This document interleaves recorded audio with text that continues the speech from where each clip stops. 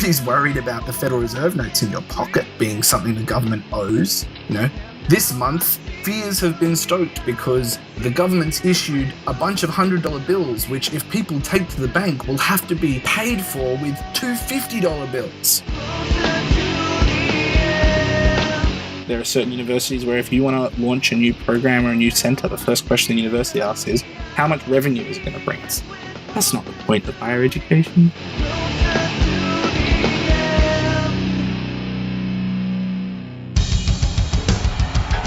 What I have said is that this campaign is not just about electing a president, it is about making a political revolution. MMT! Taking money from our children and borrowing from China. People are dying. Is the program so critical it's worth borrowing money from China to pay for it? And if not, I'll get rid of it. Stop lying!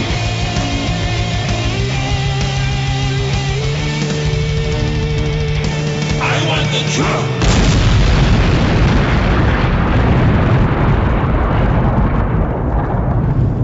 Now let's see if we can avoid the apocalypse altogether.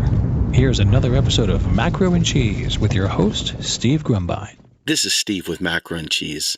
This is part 2 of our talk with Rohan Grey. In this epic extension, we start with the national debt and we go into the machinations of a Green New Deal, and we end up with what a job guarantee looks like and how a democratized society looks in the future. We discuss public banking, and there's a host of other things in here that Rohan will dazzle you with. So without further ado, I bring you part 2 of my conversation with Rohan Grey. I'm looking at, current events, and I really didn't want to go here, but I do want to bring this up to you. There was a headline at CNBC, and I'll just read it to you, give you a good laugh. It says, real U.S. debt levels could be 2,000% of economy, a Wall Street report suggests. And the 4 key points that they bring about are total U.S. debt, including all forms of government, state, local, financial, and entitlement liabilities, comes close to 2,000% of GDP, according to A.B. Bernstein. The next one was the biggest potential load comes from entitlements, but is being pressured from rising levels of federal government debt as well. The warnings about the potential debt hazards come as the total federal debt outstanding has surged to $22.5 trillion. And the last one is a debt reform advocate says now is the time for the U.S. to tackle the issue before recession hits. Ron, with the legal constructs that you've thrown out there and have explained in some great detail in regards to the role of debt and the role of the state, et cetera, let's get practical for a minute. This is what people are afraid of as we try to do really bold, incredibly beautiful things, if you will, life-saving things. They're held back by this fear of debt. What is the national debt, and why is the fear of it so pervasive in our society? Yeah, so I'm reminded of this great meme or cartoon, and it's just a picture of the solar system, and it says, CNN says the world is, $200 trillion in debt. Well, who the fuck do we owe? Jupiter? And the point of the joke is that the problem with talking about debt in isolation is that you're never talking about the other side, which is to say, if you owe money to someone, that means somebody has money owed to them. So the very first thing is to understand debt, or to understand the national debt. We need to think about it not just in terms of what is owed by one entity, but what is due to another entity.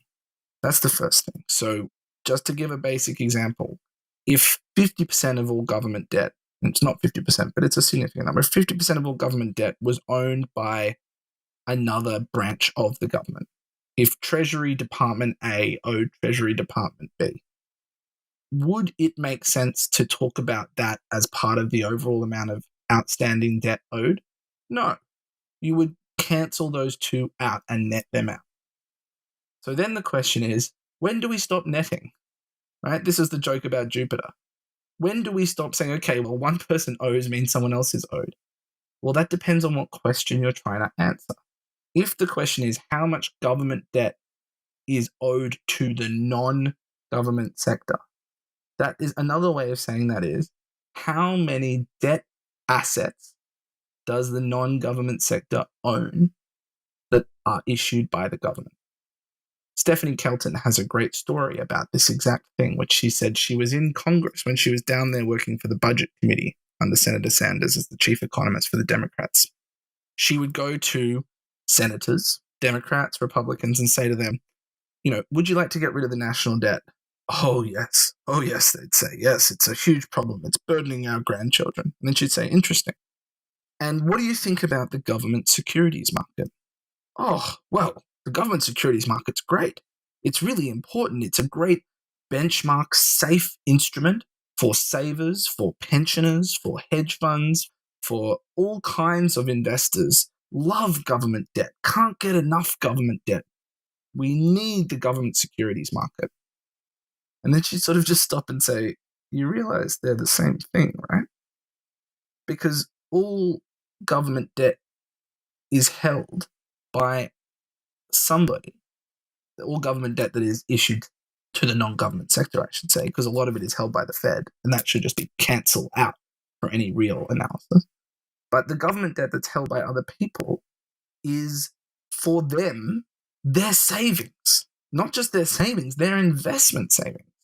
If you could hold a $100 bill and put it under your mattress, or you could take $100 and put it in the savings account and have it earn 5% interest a year, from the perspective of a saver, unless you're the kind of person that's paranoid about putting money in banks, which is a fair paranoia, but if you're just looking to maximize your return, you absolutely want to have the savings account where you're earning interest, right? So that the idea that government debt is bad is looking at it at best from one side of the story. Now, the other thing to think about here, and this is the part where the kind of story I told at the beginning of our interview really hits the road, is that all money is debt. All money is debt. The reason it's debt is because all money promises you, when you hold it, that you can use it to pay debts owed back to the government. So in that sense, it's like the get out of jail free card in Monopoly. Early on in the game, when you want to get out of jail, if you get put in there because you want to buy those properties, you want to be going around the board, the get out of jail free card is worth almost as much as the cost of just paying to get out of jail. If you have to pay $50 to get out of jail, the get out of jail free card is probably worth $49. Because, you'd want to save a bit of money, otherwise you just pay the money. But if it gets you out of jail, it's worth real money. At the end of the game, if you don't want to get out of jail, if you want to stay in jail because the board is just a minefield of other people's hotels and houses and things, then that get out of jail free card is worth nothing. You couldn't pay someone to take it away from you. It's just dead paper. So as long as people want to be able to pay their legal debts, then they're going to want to hold those dollars, which means the government is obligating any person that's holding them, saying, okay, you hold this, you can get out of jail free. It's your get out of jail free card. If I want to keep you in jail, I have to be able to make the price higher than you've got money to get out of jail free or to not let you pay. Otherwise, as many dollars as you have, they're get out of jail free cards. Right? So the debt there is not debt in the way that you and I have debt, where we owe something we don't have. The debt is the government is agreeing to let you off the hook for something. And if it wants to put you on the hook for something, then it has to go above and beyond whatever money you have. It owes you one get out of jail free for every dollar you can give it. And that's a real debt for the government. So all money is debt. Then the question is, what is the difference between cash in your pocket and the stuff that gets recorded in the national debt? Because the coins in your pocket are not in the national debt. There's not sort of sounding the alarm every day on Fox News saying the amount of coins we've issued has grown by 100 million this year. Nobody's worried about the Federal Reserve notes in your pocket being something the government owes. This month, fears have been stoked because the government's issued a bunch of $100 bills, which if people take to the bank will have to be paid for with two $50 bills. No, of course not. That's not how people talk. People only talk about it when the instrument is called a debt instrument.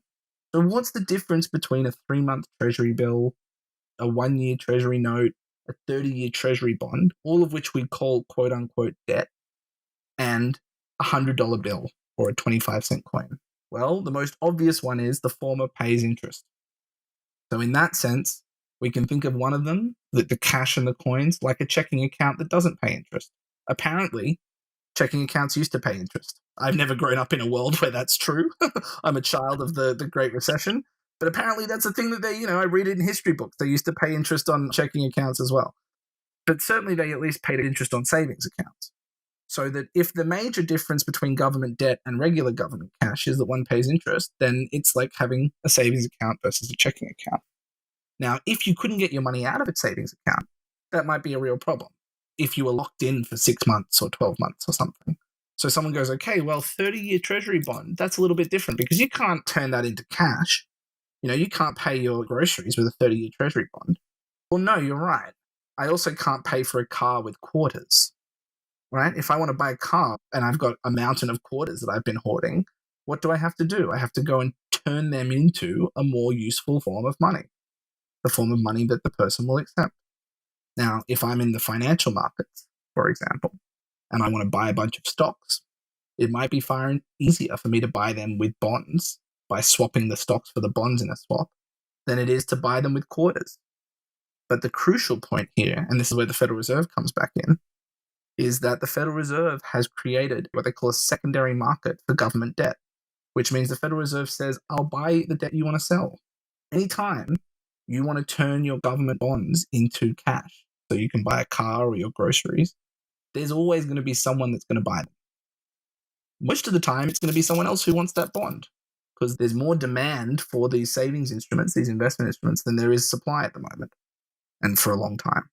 Most of the time, if you need to immediately convert your bond into cash, do the equivalent of transferring money from your savings account to your checkings account, you say, who wants to buy this bond? Before that sentence is even out of your mouth, someone's going to snap it up, right? But even if there wasn't, even if everyone said, nah, I'm sick of buying this stuff, I don't know, it's all going to collapse eventually. I've been listening to Peter Schiff and it's all, doom and gloom. The central bank is going to step in and say, no, I'll buy it.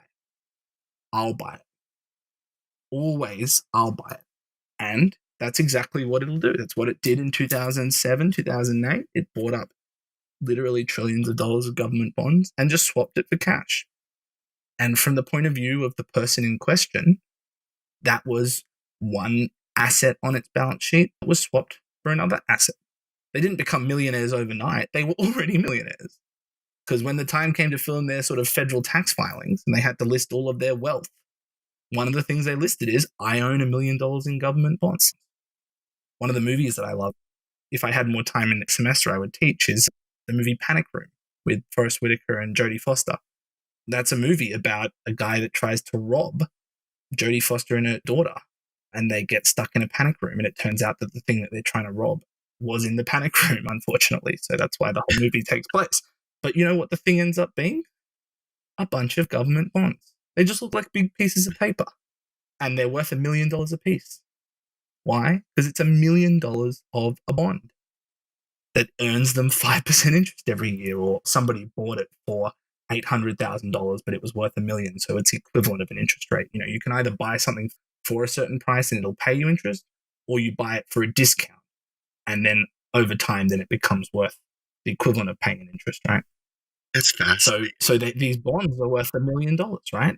And it's a lot easier than carrying the big duffel suitcases you see in other movies full of $100 bills. It's just these very nice, genteel, 10 sheets of paper. You could put them in an envelope and sort of walk down the street with them. I'm sure the people who steal millions of dollars down on Wall Street do exactly that, or at least they used to. It's all digital now. But that's the point, right? That these bonds, they were already valued, and the act of turning them into cash is just closer to turning a $100 bill into two $50 bills than it is turning your credit card debt into a positive balance or something. You know, it's not like the government was in the minus position. The government issued it, people held it. And then when the time came to quote unquote monetize it or redeem it, they just swapped out the debt instrument for cash. And one of the ways that we know this is true is that every month, billions and billions and billions of dollars of government debt comes due. A lot of debt is held as 3-month bonds. That means if you issue $1 billion in April of debt, you have to pay it by July. But in July, the same people that bought the debt in April still want to hold debt. They don't want cash. They're not like, oh, great, I lent, I get my money back, I'm the hell out of this game. No, of course not. They want to keep holding debt. So what do? They roll it over. They say, hey, I know it's time to pay, but why don't I give you another 3 months? Why don't I buy another 3 months of debt from you? Don't worry about giving me the cash. I don't want it. You keep the quote unquote cash, You give me another 3-month Treasury bill, and then, I'll see you again another 3 months. That's how it works. It's not to do with borrowing from grandchildren or anything else. This is the most fascinating stuff to me. So I'm going to boil what you just said down for the public out there that's worried and they see these nasty headlines. Folks, it's much ado about nothing. It really is. I mean, this is just a normal function of a currency issuing nation. There's nothing here to be afraid of, per se. Yeah, an easy way to do this, an easy way to think about this is every time someone says the amount of debt outstanding, just replace it with the amount of interest earning money outstanding. Just replace those words in your head and see what the sentence sounds like. That's it. I'm trying to roll this together because I'm seeing a bigger picture. Obviously, we're very concerned with the Green New Deal. And obviously, people that are not well versed in these subjects that have, gone to typical university, people like myself who learned orthodox economics and, learned a lot of, dare I say, fairy tale stories about what economics is and what the dollar story is. This is all still very terrifying. And so when you talk about this massive infusion of cash into the equation, this massive fiscal space that Green New Deal would present, and then you hear this fear of 2,000% debt to GDP, and it really can sap the energy out of life-saving policy space. And I think one of the concerns I have, and this stays back into this legal realm, is the rise of the left version where they're pushing public banking, not so much that public banks are good or bad, so much as they're using it to try to quote unquote fund a Green New Deal. And I think there's a fundamental lack of understanding about what this actually entails and what that actual financing is. It sounds to me like this needs some real discussion around it. Can you tackle public banking? Yeah, sure. So basically, I think there's two different motivations here. One, I think, is understandable but ultimately misguided. And that is the idea that some people know very well that the government can create money, that the limit to that power is real resource capacity and inflation. It's not whether someone can find the money from somewhere else. They know that money is sui generis. It comes from itself. It's the blood of the population. It's within all of us, as I said earlier. But they're afraid of making that argument publicly. So they think it's an easier sell because there are examples in history of investment banks and everybody understands banks and whatever else. It's an easier sell to make the case for public banking than it is to make the case for public spending. So just like we talked about earlier with Germany or with the banks in the 19th century, they couldn't win the argument directly. And Germany can't win the argument for more public spending because of legal constraints with the Eurozone. Or in the 19th century, they couldn't win it with the Constitution. And today, they think they can't win it in the court of public opinion because they think that the left will be laughed out of the room if they say that we can create money. The right will call them, crazy money-spending socialists, as if they don't already do that. And so they think that the way to kind of get their cake and avoid any flack for it is to promote a public bank, which will issue the money through the banking system in the way that the banks did in the 19th century. The states couldn't print their own currency, but they could create a bank that could print banknotes, right? So that's the kind of logic brought to the 21st century context. And they think it's going to save them political capital. They think it's a sort of political shortcut, and that they think that it's near enough is good enough. That the differences between public banking and public spending are so little, it's not really going to blow anything up if we do it through a public bank. And if it does start to cause problems, we can fudge it on the back end, and we can, do some creative accounting on that side. Now, I understand this motivation. I understand, especially if you're in government, how you might be very weary of a lot of political capital spent on this question when it's hard enough just to get people to care about the issues you want them to spend on. But from our point of view, and based on a historical reading of the 20th century, this is a loser. It doesn't work in the long run. You end up losing even more political capital by endorsing and reifying these myths, and it ends up hurting you in the long run. And secondly, it isn't near enough is good enough. There are real problems with a model based around lending rather than around spending. And if you think they're the same, you only need to look as far as the student debt crisis that we're in right now. Because for a lot of people, well, we'll just give them student loans, right? Let them eat loans rather than we're going to fund free higher education. And we're dealing with the problems there right now. So we don't want a world where the Green New Deal is going to be funded by loans, because first of all, the first question everyone's going to ask is, well, can the investment pay for itself? Well, what if it can't? What if it's not designed to pay for itself? You don't only give public education to children if you think that kids are going to pay you back by the time they turn 18. You invest in it because it's a public good, right? You don't want the military to turn a profit. You want the military to be invested in, or maybe you don't want to be invested in at all, but you know what I mean. It's not supposed to be a profit-making enterprise, and neither is public education. And when you try to turn things that should not be profit-seeking or not be revenue-generating into revenue-generating, it distorts the entire industry. It turns it into something that it isn't, and it puts that profit or that revenue generation or that recompensation agenda above the actual service that should be delivered. And I'll just give you a personal example because this is relevant to my life. My father is a barrister in Australia. He's a lawyer. He represents workers who get injured in the federal government who have federal government health insurance with the government's healthcare insurance company called Comcare. We already have public healthcare provisioning, but people usually get healthcare insurance on top. And if you're a federal government employee, you work for the post office or something, you have this health insurance. Thanks to decades of neoliberal economics, including on the left in Australia, Comcare's leading figures believe or have convinced themselves that their primary goal is to minimize the money that Comcare costs the government. They come and give speeches every year saying, we've saved $200 million this year, or we reduced our outlays by this amount. And that's just another way of saying we didn't pay people the healthcare that they needed. And the reason for that is because they've convinced themselves that the best thing they can possibly do is keep their budget in order, not pay for the healthcare that injured people who deserve it actually need. So the whole industry has just been completely warped away from what it was actually set up to do into a bean counting exercise. And this happens across every agency and every government in the whole world when the overriding goal is not to deliver the services, but to sort of keep your bottom line in the black or earn a profit for the rest of government. It happens in universities. There are certain universities where if you want to launch a new program or a new center, the first question the university asks is, how much revenue is it going to bring us? That's not the point of higher education, right?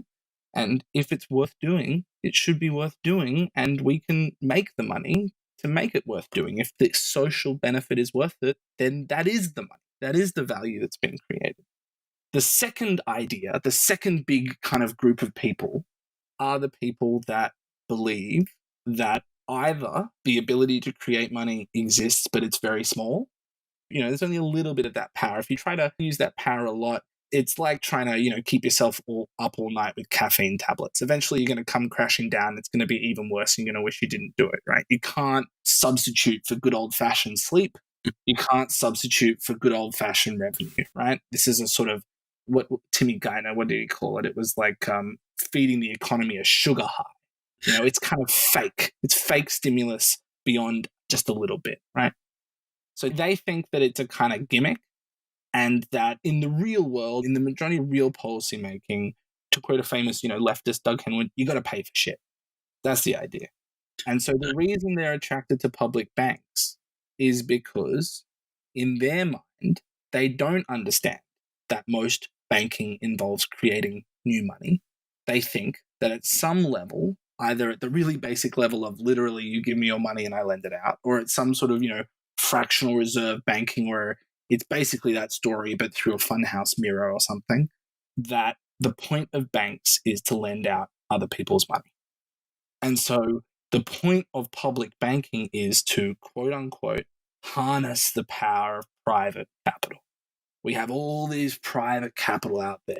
Apple is sitting on $60 billion it doesn't know what to do with. And all these hedge funds are desperately seeking investments that they can put these big piles of money to use. And you go, well, you know what? Big pile of money meet big pile of public investment needs. It's a marriage born in, well, I don't know, fascism, really, that the marrying of corporate investment with public purpose is historically one of the definitions of fascism, at least economically. But in their mind, what this does is a way of kind of getting private investment capital on board with public spending goals. And it's almost a kind of bribe, really. It's a way of saying, look, we'll give you a slice of the pie if you don't scream bloody murder and get in our way. And you see this with, not to sort of point fingers, but you see this with the way that Elizabeth Warren talks about the Green New Deal. We're going to invest and it's going to be great for American businesses. And the reason that framing is a way of saying, look, I'll make sure the private sector gets their cut. If you don't consider me a threat, I'll give you a cut of the pie. And to me, it's ultimately, and I'm not saying this is about Elizabeth Warren in general, but I think that framework is ultimately neoliberal. Because it's a way of privatizing the gains from public investment. There's no reason why we should be giving private hedge funds 5% return a year for the privilege of funding the Green New Deal. We don't need them. We don't want them. We can fund it ourselves with the public's money. And if the problem ends up being that there's too much investment sloshing around, if it turns out that those guys see that the economy's on the rise again and they decide they want to start investing as well, and suddenly we find ourselves in a situation where there's a limited amount of workers available to build new buildings, and we have to make a decision between letting the private investors build another casino or another high-rise building for Goldman Sachs, or building a new school or a hospital, then we can tell them to take a seat, thank you very much. And if they don't, we can confiscate that money away from them so that there's more space in the investment space for public spending. But the idea that public banks are a kind of harnessing of abundant private capital is the other motivation. And a big chunk of that is the idea that we can't create new capital. All we can do is either confiscate it, which is very, hard and politically costly and requires a political revolution and, all this kind of stuff. Or we can win them over with honey instead of vinegar, and we can say, there's a seat at the table for you, and this is a win-win-win. And, that's the kind of thinking that goes on here. And it's partially misguided, and it's partially bad economics, and it's partially letting the wolves into the hen house. We don't want to privatize this process. We've tried that already. It's the Rahm Emanuel School of Public Investment. It's the Robert Rubin School of Public Investment. We've let enough city bankers into the Department of Treasury. Don't need to let anymore.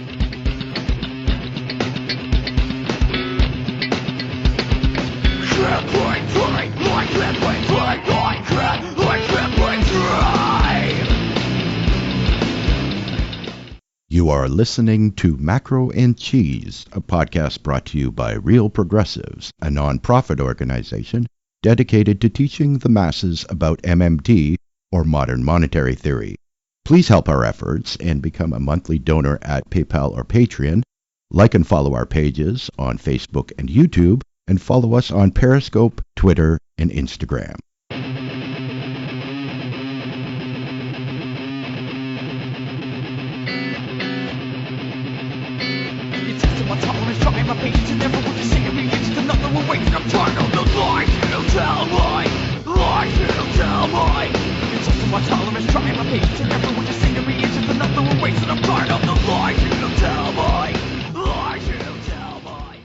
I want to talk real quickly because this ties right back into this.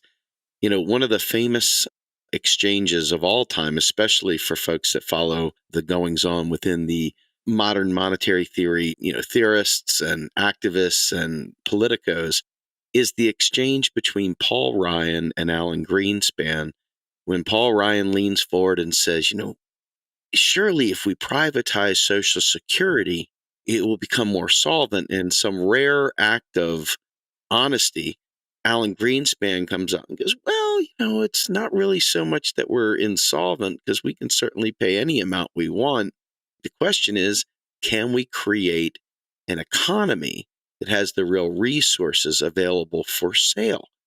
And the reason why I'm bringing this up, piggybacking on the public banking thing, is the Andrew Yang phenomenon that has come about with the Yang Gang and this real obsession, almost to the complete and utter ignoring of any other policy space.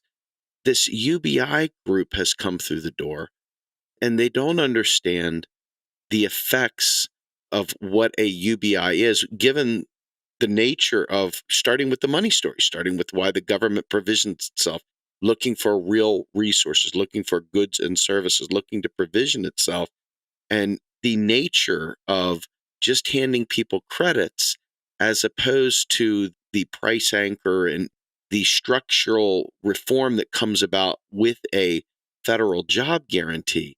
Can you talk a little bit about A, Social Security, and then B, let us roll that into the concept, because I consider Social Security a basic income in and of itself versus the UBI and the job guarantee. And I think we can take that as our final dissent. Yeah, sure. So, the first thing is, I think most MMTers support a basic income in the sense that nobody should be deprived of, any money to survive. I don't think anybody thinks that nobody should have any money to survive.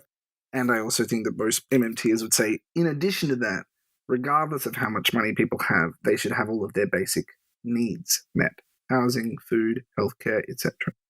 I think, generally speaking, the progressive position on most things has been it is better to offer direct public services for free than to presume that the way to give people access to their basic needs is to give them a check.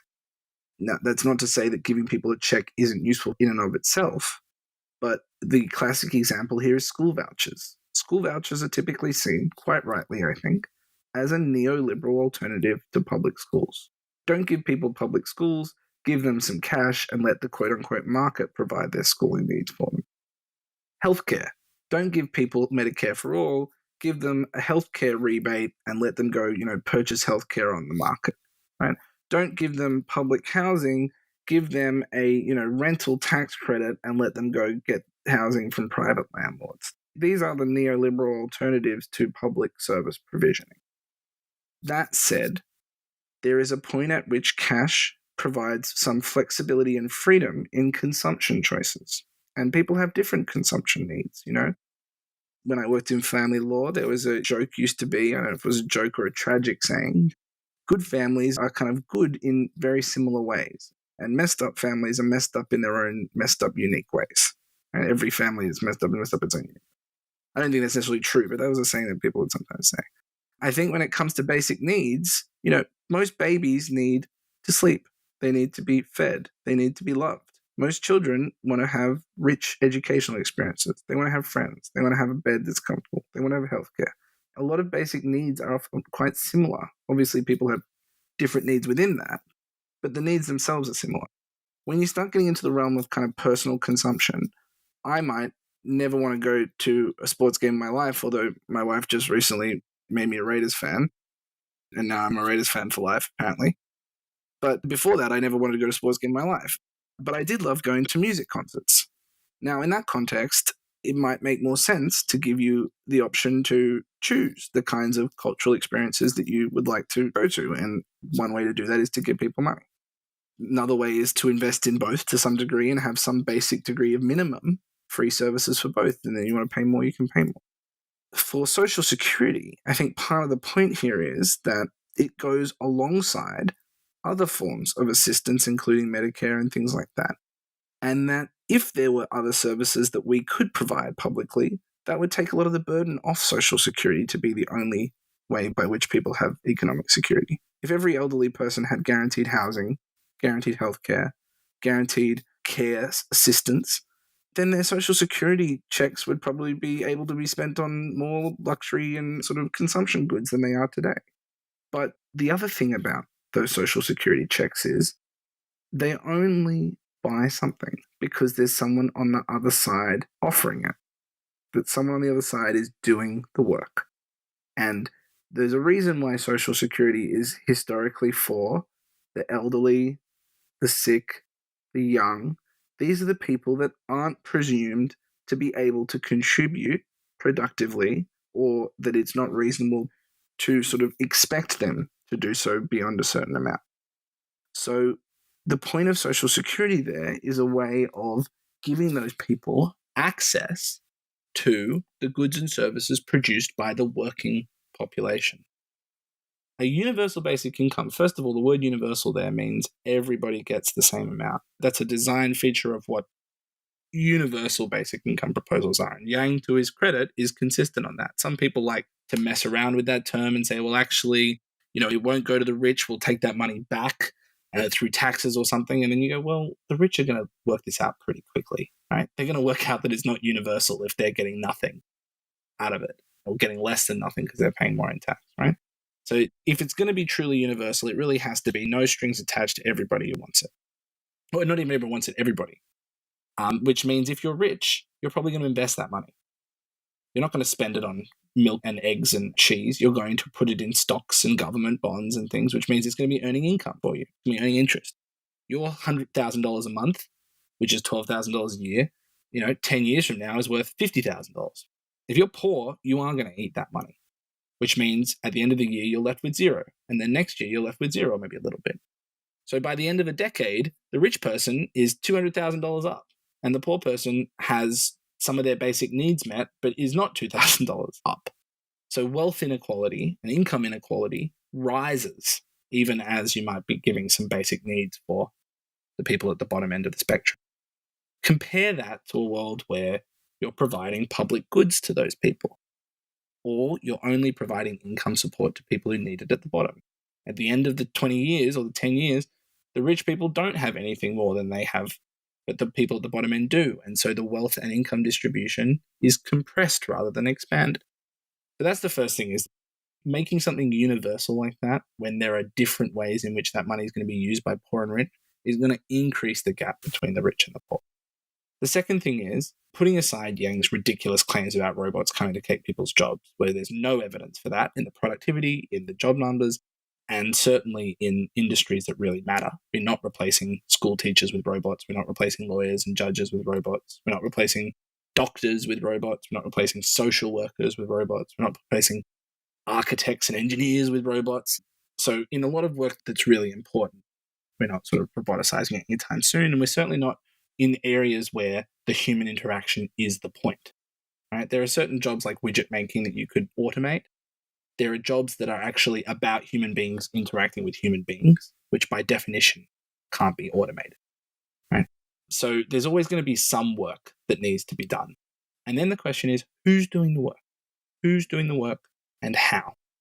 Because first of all, if you think that nobody's doing the work, that means you're probably a privileged person who isn't doing the work.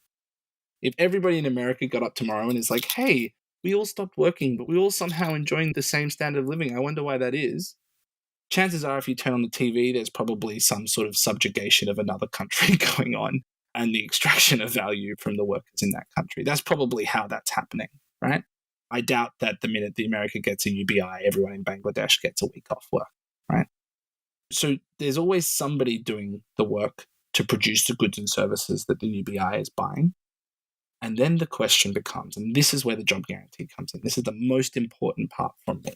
My colleague Raul Carrillo and I wrote an article in the debate with Matthew Brunig in the magazine In These Times, which was, do we need a federal jobs guarantee or do we need a universal basic income? And this was the crux of our argument, which is we want a world where the production process is as democratic and empowering for workers and average people as the consumption process. The guy who created the early version of a UBI called social credit, his name was C.H. Douglas, was very clear in his vision, which was that a UBI or a social credit system would create a democracy of consumers and an aristocracy of producers. It would be the Steve Jobs of the world, the Elon Musks of the world, the Jeff Bezoses of the world who would run these mega factories. We'll just forget about the people who actually do the work in those places, but let's pretend it's only these sort of brilliant entrepreneurs at the top and then a bunch of robots or, horse-headed people, if sorry to bother you, if there's anything to go by, right?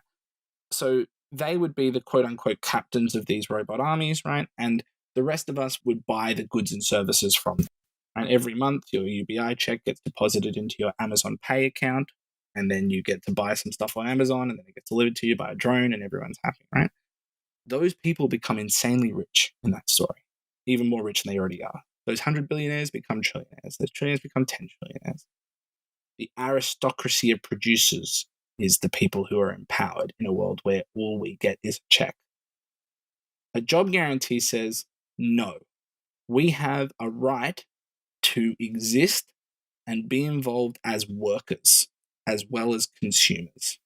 No gulags here, but if you want to contribute, if you are going to be contributing already, if you're the kind of person that is the person, doing Jeff Bezos's laundry every week or looking after his kids because he's ignoring them or whatever else, you're a worker, whether you're married to him or used to be married to him or whether you're being paid by him. You're a worker and you deserve to be recognized for the work that you're doing. And we need institutions that recognize and respect and valorize and pay well for that work. And the only way to ensure everybody who wants and is able to work can work under conditions that give them dignity and autonomy and freedom is a job guarantee. My friend, the historian David Stein, historian of the civil rights movement, says the definition of full employment he likes the most is the one where you can tell your racist, sexually harassing, abusive boss to get fucked and to walk down the street and find another job without any cost to you. That's full employment. And in order for that to exist, the government needs to say jobs don't grow on rich people. They don't grow on Jeff Bezos. They don't grow on some private market. The jobs come from the same place the money came from, the blood of our politic, the blood of our democracy. It comes from the relationships between each of us. If we say something is worth doing collectively, we can pay someone to do that work. That is the definition of a job. And if we look around the room and we see everybody who wants to work and we see every job that needs to be done and we say, we'll make sure you get a chance to participate in that process so you can go to sleep at night feeling like you've done your part for your community, then that's the essence of a job guarantee. And from our point of view, it's important to have a democracy of consumers, yes, but it's also important to have a democracy of producers. And the only way, this is the story that I like to tell the most. I was a child advocate, right? I loved Roald Dahl as a kid. My dad's British and stuff.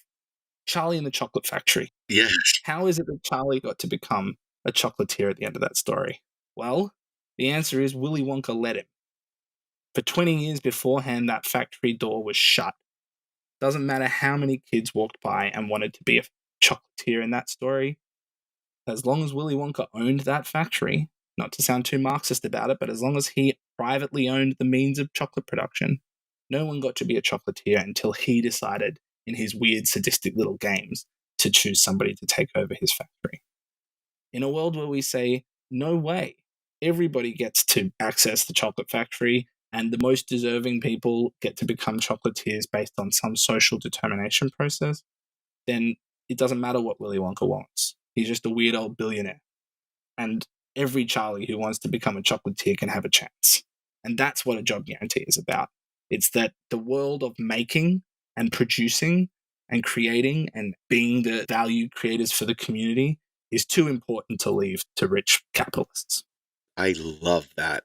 I want to ask you, I oftentimes talk about the job guarantee as the ultimate democracy enhancer, being that the local administration of these jobs would be based on the local community saying, this is what we value, this is what we'd like to see done. And I can't think of anything that would bring people more to the polls, more involved in their community, more involved in caring about what local decisions are made, or bubble that up to the national even. I can't think of a greater democracy enhancer than the job guarantee program. Am I barking up the right tree there? I mean, does that sound... I think so, definitely. I mean, think about it. Most workers spend 8 hours a day, half of their waking week at work. It's an incredibly important part of their life. To feel like you have control over that space, to feel like you have the ability to choose which space you're in, and to feel like you have the ability to demand that space, not to be grateful that somebody chose to give you it, but that it's yours by right, in the same way as a kid in a classroom says, the teacher's not doing me a favor by giving me a seat. I deserve to be educated. I deserve to have a seat in a school, or I'm not in a hospital by the grace of the hospital administration. I'm there because I have a right to healthcare. You can't kick me away. This is my spot. That is incredibly empowering and allows you to start taking ownership of what work is and what it is you're doing. You see this in places like India, where they have a rural employment guarantee for 100 days of work. It's not perfect, but it's been a resounding success relative to keeping people unemployed. And you see it in the Argentina case with the Heifers and Heifers program. It was originally intended for male heads of households, and there was a huge amount of uptake by women who found it incredibly economically empowering to have their own source of income away from their husbands, and used that to create community gardens, to create community childcare co-ops. And when they did interviews with these people, they said, why do you want this? Earning an income was number 6 out of 10 or lower. The first ones were, I get to give back. I get to learn a skill. I get to be in a group community with other people. I get to feel like I've earned my money. I get to feel independent. These are really deep, psychologically valuable things for people.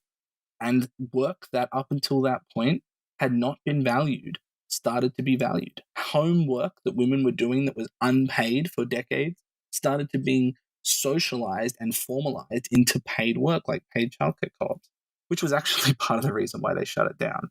It was too empowering for them, and they started to sort of see the household slipping away from them, and all the men in government were not particularly happy about that. So yeah, I think it absolutely is democracy. I think democracy, economic democracy, and democracy in the workplace is just as important as democracy at the ballot box. And until we know we have a right to be in the economy, to participate, we can't start exercising all the other rights that come with it. I think that's brilliantly stated. Let me finish this portion off and get your take on this.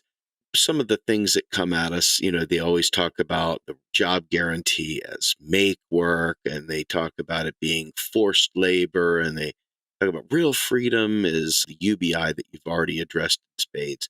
But when you look at the types of jobs that can be compensated, I think it's fair to say that we're looking to redefine what work is as well. It isn't just a matter of what's profitable to the man.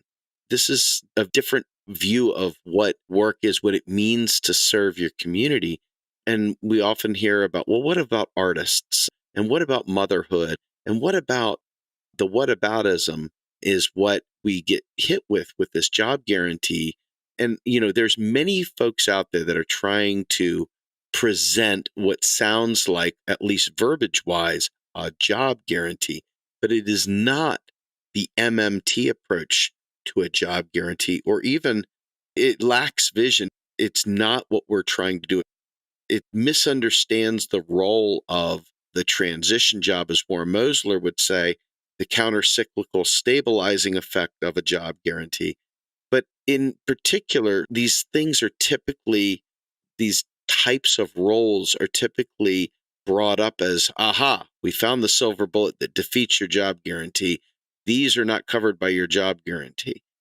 Talk about what the spectrum of available ideas. I mean, it seems like it's limited only by our imagination. Yeah, that's the simplest answer. It's limited only by imagination. If a job is just something someone gets paid to do at its core level, then anything that we're willing to pay people to do and to see value in is a job. There are people who think that a UBI is freedom because in their mind, they're putting themselves in the position of the consumer. But the important part, as we talked about before about, who do we owe Jupiter, is to see the other side. For every person who's consuming, there's a production system on the other side. And, I might get a UBI and buy something off Amazon and go, wow, I'm free.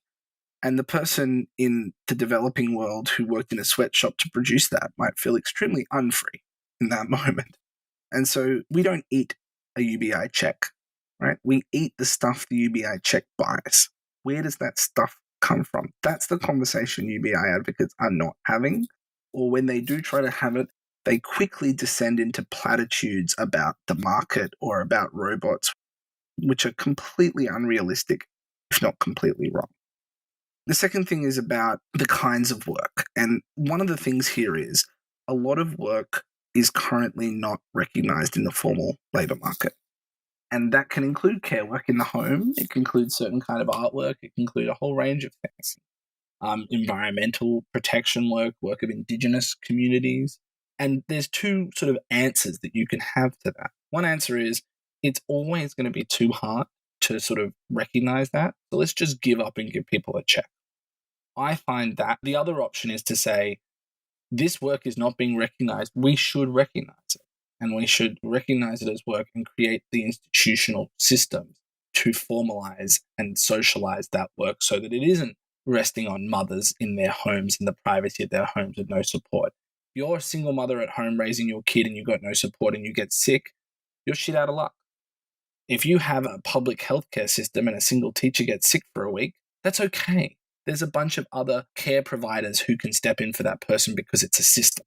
That's the difference between privatized care and public socialized care, is that one puts all the burden on the individual at the home and the other puts it on public institutions and the collective. But the other side of it is it's a really kind of sad form of defeatism and almost condescending in my point of view to say that we'll never be able to recognize this work, because what that means is somebody gets a check, whether they sit on the couch and watch cartoons. And I'm not saying people are always going to do that. I'm not saying that at all. But I'm saying if you do sit on the couch and watch cartoons, you get that check. If you spend that whole day doing care work for your community, you get that check.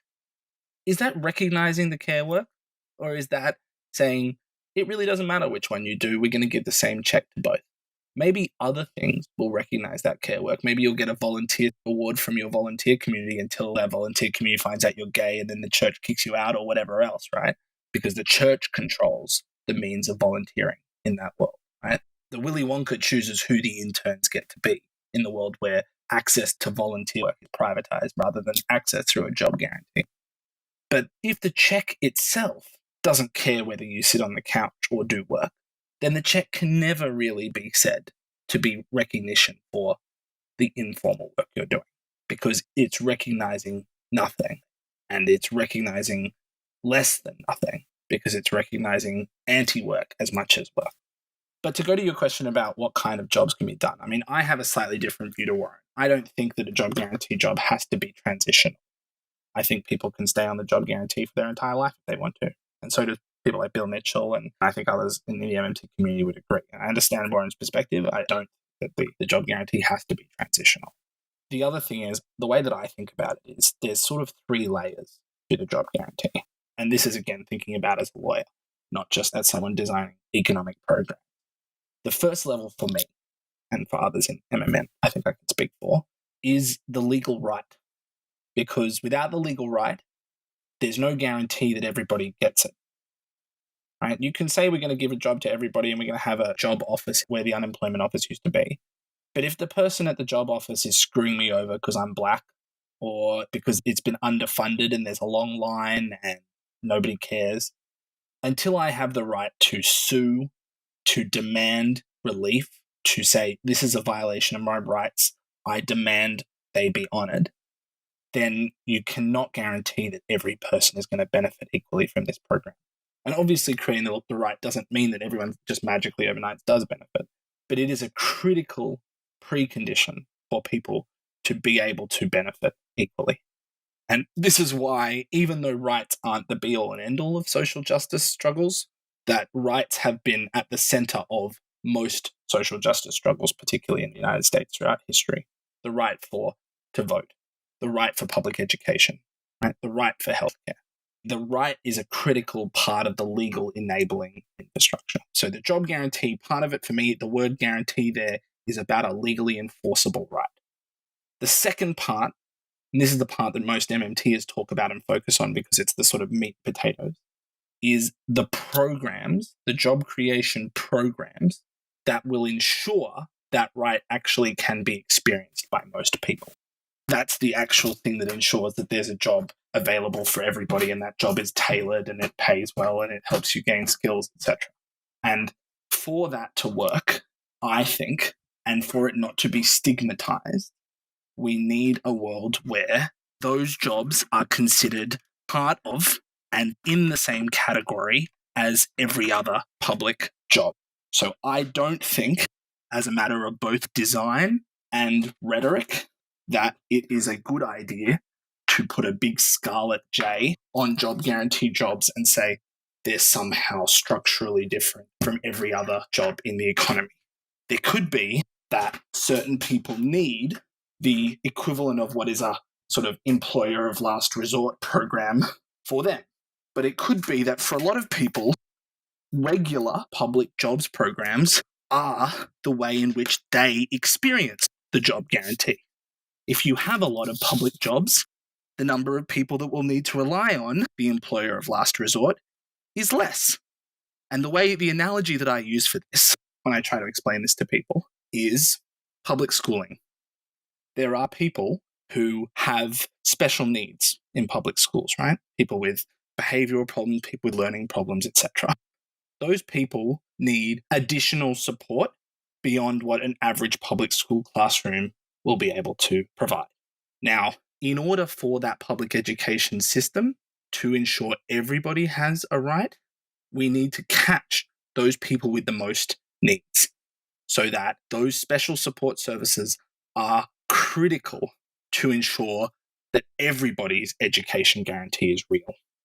But that doesn't mean when we talk about public schooling, the first thing that we think about are those special needs schools or the schools for kids with behavioral problems or schools in prisons and things like that. Those are the ones that catch people who the standard public school doesn't support adequately.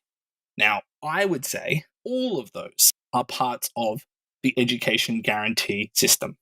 And I would say in the same way that there are programs specifically to catch people at the bottom, like what we would call, an MMT, employer of last resort job guarantee program, and they're critical. The whole system doesn't work without them. But people who work in average public sector jobs, people who work in even, private sector jobs that are part of this system, they are all benefiting from the job guarantee model. They all exist because we've committed to ensuring everybody has a job. And if those jobs work for you and you don't need to be on that quote unquote job guarantee jobs, great. But they are not somehow separated out from the rest of it. The whole system together is what gives everybody a job. And we wouldn't say that because in theory, every kid could be in a special needs class, that therefore public education is defined only in terms of those special needs classes. It's the whole ecosystem. And I think that's the way to think about the job guarantee, is that every way in which the public is supporting jobs being available to people is part of the job guarantee system. The last sort of layer is the most abstract, which is what does an economy look like when we have a real meaningful job guarantee? The legal guarantee, the programs that give it meaning. That's the kind of job guarantee economy. And that's the David Stein quote that I said before, when you can tell your boss to get stuffed and go down the road. Or when we don't have the problem of recurring recessions where every 10 years there's millions of people that get thrown out of work. When the private sector knows that if there's a downturn in private investment, the public sector will counter-cyclically step in, etc., etc. So you've got the legal right, you've got the whole suite of programs that give people jobs, of which the employer of last resort is a critical part, but not the only and not the kind of exclusive part that makes the job guarantee work. And then you've got the broader social dynamic that's created as a result of an economy that has that right and those programs. So I don't mean to sort of engage in MMT revisionism. If other MMTers want to distance themselves with that, that's fine. But that's how I think about this when I think about what we're trying to build. We're trying to build a right that every child knows they have from the moment they're born till the day they die. We're trying to build a whole range of institutions to ensure all of these things exist. And, there were public job guarantee programs in the New Deal. Some of them were teaching. Some of them were providing public murals. Some of them were beautifying parks and railways and government buildings, right? Some of those could be jobs that are skilled. Some of them could be jobs that are permanent. Some of them could be jobs that are transitional. Some of them are jobs that could be whoever turns up one day and not the next day, right? They don't have to all be identical to be part of giving life to that job guarantee. And then lastly, it's what an economy looks like when we live under that condition. In the same way as you could imagine, what does an economy look like when we have healthcare for all? What does an economy look like where every child gets an education? That's a vision as much as anything. I want to cap this off with this statement and let you close out with this. I look at not only the Green New Deal and the need for a Marshall Plan, a need to mobilize, but I look at what is thrown around by many, including AOC, and I hear many MMTers talking about this as a just transition from these, what we would consider detrimental industries that we would like to move away from and move toward more socially beneficial, more ecologically friendly employment, et cetera, that, the job guarantee provides a just transition as well for those that are displaced within these industries. Like, for example, healthcare. Let's say we get rid of private insurance. Now we've got a lot of people out there. There's going to be a transition. There may be plenty of people that would need to service the new system. But the point is that there is a just transition. There is a facility there to make sure that those people that would otherwise be resistant to change know that there is a transition from where they are today to where they could be tomorrow. Can you talk about a just transition? Yeah, sure. So one of the first articles I ever wrote about the job guarantee was called Who Owns the Intellectual Fruits of Job Guarantee Labour? And it was about intellectual property and who owns the intellectual property of work done through a job guarantee program. Deeply ironically, that article is paywalled, but it's available on my website. I'm happy to share it with people if they reach out. It's paywalled because the publisher owns the intellectual property of it. Kill me. Anyway, the reason I wrote that piece, or one of the things I said in that piece, is that often we talk about a job guarantee in terms of the pay and in terms of the conditions at work, which are obviously crucial, and access to the work. But one of the other things is the nature of the output that comes out of that work. And I said in this article, you could imagine two different worlds, two different futures, both that have a job guarantee. In one, all the work that the job guarantee workers produce is owned by either the worker themselves privately, they get the copyrights in it, or by the entity they work for, the government agency, the non-profit, the private sector with a wage subsidy, whatever else. Right? In that world, you pay to access knowledge. Everything's behind a paywall. You pay to access culture. Every TV channel is a subscription service. You pay to access technology. Every tractor has got a patent that you can't open the hood and see what's going on. And in general, it's pretty unfree with respect to that level of society, the intellectual commons. The other one is a world where we say, well, if we're going to pay public money for this public production, then the fruits that come out of it should be in the public sphere, which means every piece of art is released as a commons where anyone can use it, access it, remix it, share it. Every book is available to read for free. Can be remixed, can be edited, can be marked up, can be, whatever you want. Every piece of scientific knowledge is available to everyone in the world. Elizabeth Warren says, when we finance the Green New Deal, we're going to make sure that America takes the lead in technology so that we can sell it to the rest of the world and make a profit. Well, I would like a world where the Green New Deal technologies we invest in are given away to every other country in the world as part of reparations for the American empire, amongst other things, but because it's good to share. Because this technology is so important to saving the planet, it's too important to withhold from people just because they can't or won't pay.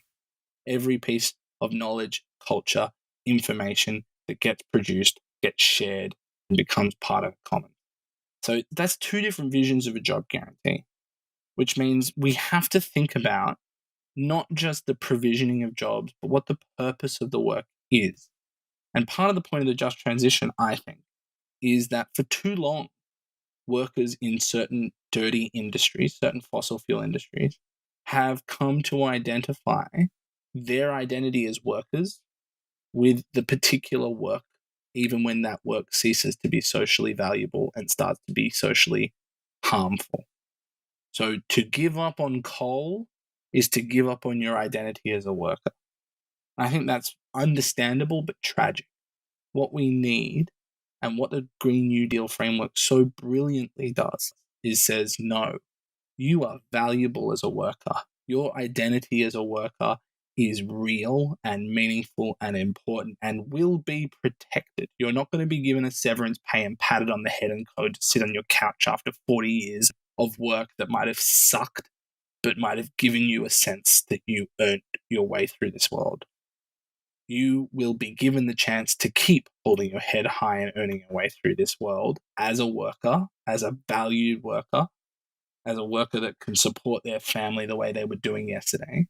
But we are going to switch out bad work for good work.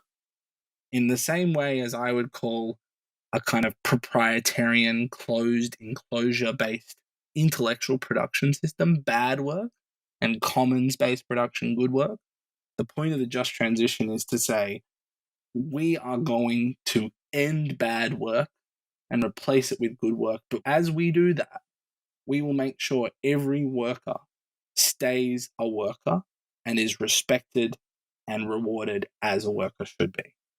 And to separate out your identity as a worker from whatever work you might have been forced to accept. And to go actually one step further and say, you know what? This time around, we're going to ask you what kind of work you want, what kind of work you think your community needs. We're not just going to give you slightly better gruel than they were giving you. We're actually going to say to you, what do you want to eat today? And you get to choose for a change. And that's the promise of the Green New Deal in terms of transforming the nature of work. And I think that's as important to the idea of a job guarantee as anything else, is that it's about letting people decide what is valuable work, not presuming that markets or, the profit motive or some, investor class, even if it's a government social wealth fund or some bullshit like that, can determine what work is better than the people who are actually doing the work. Gosh, with that, Rohan, I want to thank you so much for this incredible interview. I learned so much, and I really want to tell you how much I appreciate you taking this time with us. Yeah, sure, man. No worries. It's been a pleasure. I hope some of it's useful. I can't wait to see you at the MMT conference part 3 here at Stony Brook University. You want to leave us with a little advert for that? Yeah, the theme this year is New Economics for a New Economy. So I think it ties in directly what we've been talking about.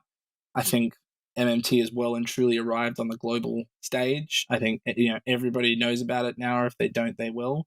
Now's the time to show that this new world is not only something that's in our minds and something that can be made true, but now's the time to make it true. So please join us and get involved, because it's an exciting time to be involved in this community and to be pushing these ideas. Fantastic. I agree. I can't wait to see you, Rohan. Thank you again. Take it easy, mate.